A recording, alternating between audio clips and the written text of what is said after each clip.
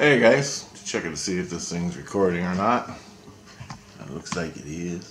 Okay, I just remembered, since this whole Jamal Khashoggi thing is going on, some guy got smoked in Turkey or Saudi Arabia. Anyway, it reminded me of a remote viewing I did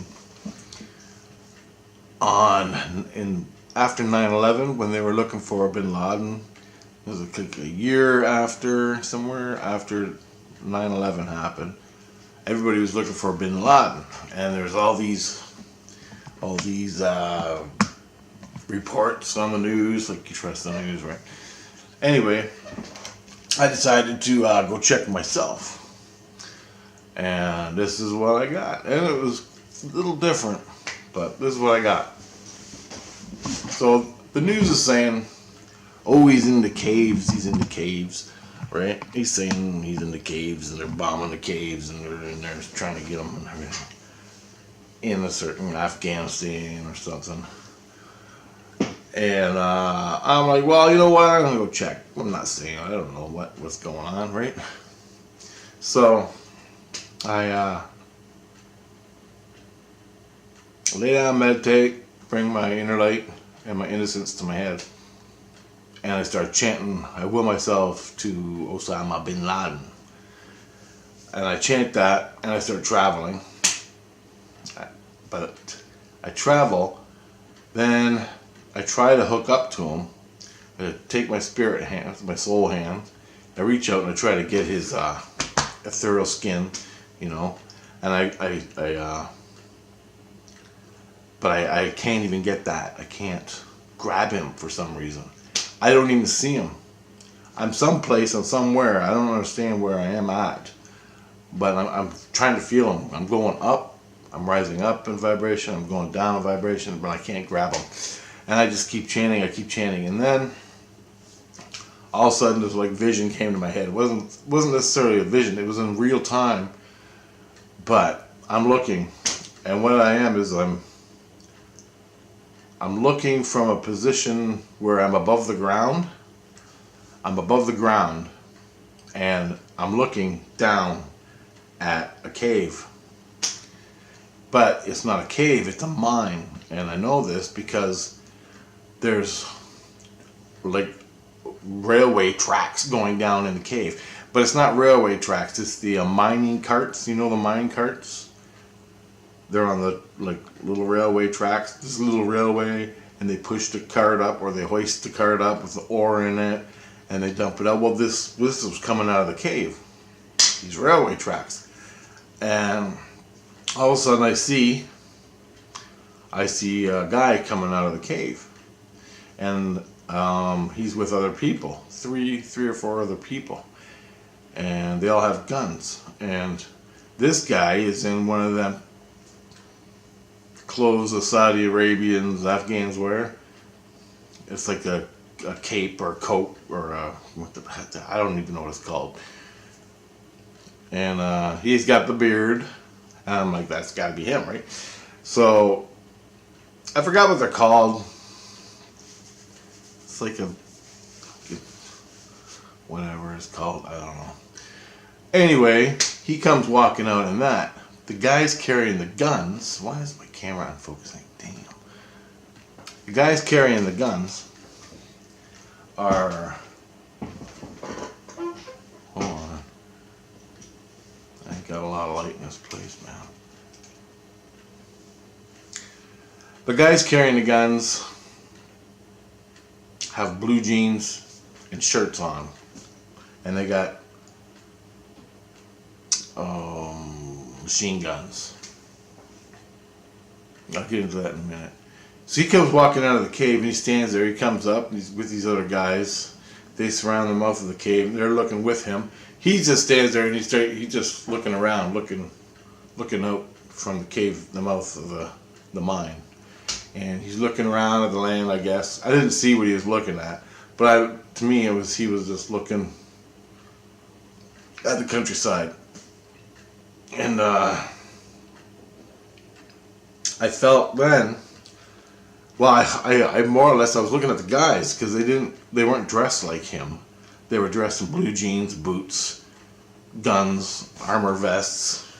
They looked like, you know, like on the Hollywood movies when you get the bad guys, or well, they're bad guys.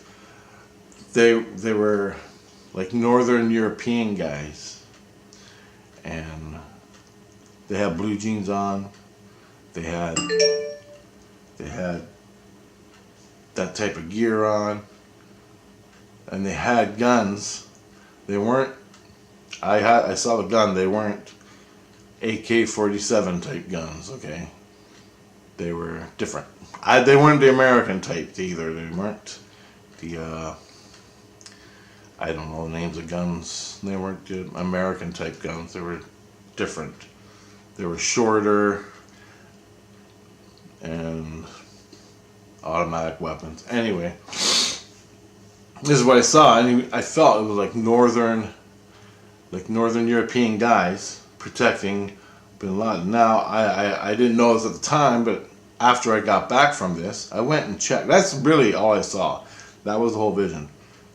Bin Laden come walking out of a mine, and it had carts running down, like mining cart tracks running down into the cave. He came out into Northern Europe, and it was in Northern Europe because there were trees. There were more or less like pine trees. You don't get fucking pine trees in Afghanistan, okay? In the fucking Afghanistan country. So this is where he was. He was in like Northern Europe, and it was sparse pine trees, like little batches on the sides of mountains and the countryside and everything, and not little batches, but from what I could, and I didn't even look. I just knew they were there. And he was up on a side of a mountain, side of a hill, in a mine. And there were Northern European guys. I didn't know this at the time, but those countries were Muslim countries, or Sharia law countries, run by the Muslims. And okay, here's Russia. Well, there's about 400 little countries called Kazakhstan, Uzbekistan, whatever, all the different kind of stand countries. He was up in there somewhere. He wasn't down there in Pakistan, Afghanistan. I think I told my buddy this, and he reported it to the FBI or something. I don't know if he did or not. I didn't want him to. I'm just like, shut up about it. I don't want to get my ass killed for this idiot. Everything's a psyop, and if you see something, you're dead. So I didn't even want to tell him. I don't know if he did call the FBI or whatever. But that was a while when they were looking for him. And that's what I saw for Osama Bin Laden. So what they were saying on the news was a bunch of shit. When I went and looked at that time, and I don't even know the time, it was a little while after the war had started in Afghanistan. They were bombing the shit out of the mountainsides and everything, running around in caves. Everybody's saying he's in a cave. Well, I went there, and he wasn't in Afghanistan or Pakistan. He was Northern Europe, protected by fucking white guys. Northern European guys with blue jeans on and jackets. And I don't know, that's what I saw. So it was like Uzbekistan, Kyrgyzstan, and all these other different kind of stands that are up there bordering Russia, that type of thing. I don't know. That's all I can see. That's all I saw. That's all I got the hell out of there. I didn't really want to see much more than that. But I did feel that. Now, why was I above him? Why did I go above him and see him? Why couldn't I connect to him? Because my soul, my innocence, the inner light in your innocence, take you there and do this. My innocence and my soul wouldn't let me, as much as I tried in my ego and 100% body, mind, and soul, tried to hook up to his ethereal skins so I can get a good clean shot at him to find out where he is. Well, it wouldn't let me. And it's the same thing with ETs. If you're going to remote view something and it's bad and it's going to do you not a bit of good, you ain't going to be able to do it because your innocence and your soul are going to take you out of the picture. You're not supposed to be there. Now, I couldn't hook up to him, which means spiritually hook up to him, link up to him. My soul and my innocence wouldn't let me do that. So they gave me a picture where I'm above looking at everything. Now, I could have done like the missing kids, hooked right up into their inner light and got into the meat of everything on the level playing field that they were in. So I got to match where they are on the earth, right? In real time. I tried to do that, wouldn't let me, so I got a visual. And that visual comes from, and in the visual I was floating above the scene, okay? Which means I'm not of the scene, I'm above the scene, okay? That's your inner light. You're seeing through your inner light on a soul level, and you're seeing it. Because you can do 680 degrees or whatever, 180 degrees around a circle, up, below, all the way around, any angle you want, you'll be able to go there and see it. Okay? You're not locked in the lower astral tier of where they are and where you got to line up. So that is what happened in that remote viewing, and that is why I saw them from looking down at them. And that's very important, because you learn that's a little thing.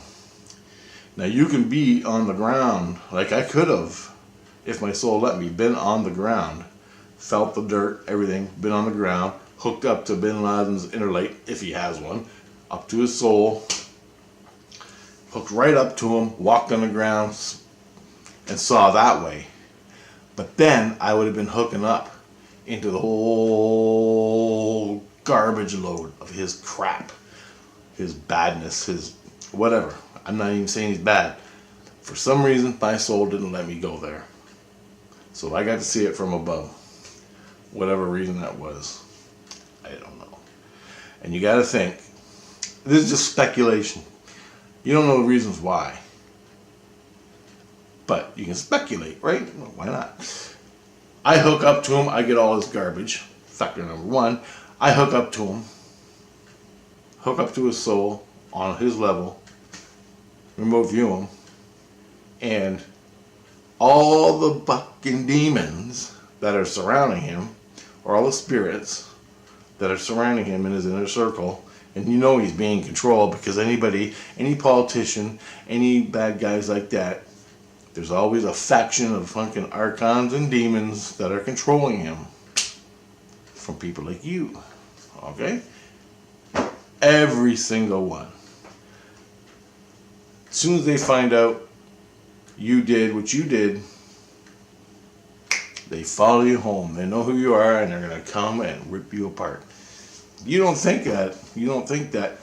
But I wasn't with Christ at the time, okay? I had nothing to do with Christ at the time. I figured I was with Christ, but no, I wasn't compared to where I am now. That's a whole different story. But what I'm trying to say is, these are the things that are going to happen to you. You don't know what's going on in the moment. But later on, as you think about your experience you had, and why I saw, why I was above. And it wasn't a dream. I was trying to hook up to him, but I couldn't. All of a sudden, I'm looking at him from above. That's my soul showing me, my inner light, showing my head. Well, we're not going to take you to him, but you can look at him this way and get the information. That's what that was about. So I just wanted to point that out, because it was really important. And that, it's just, you know, it's no big huge government secret, or I'm going to get killed from it.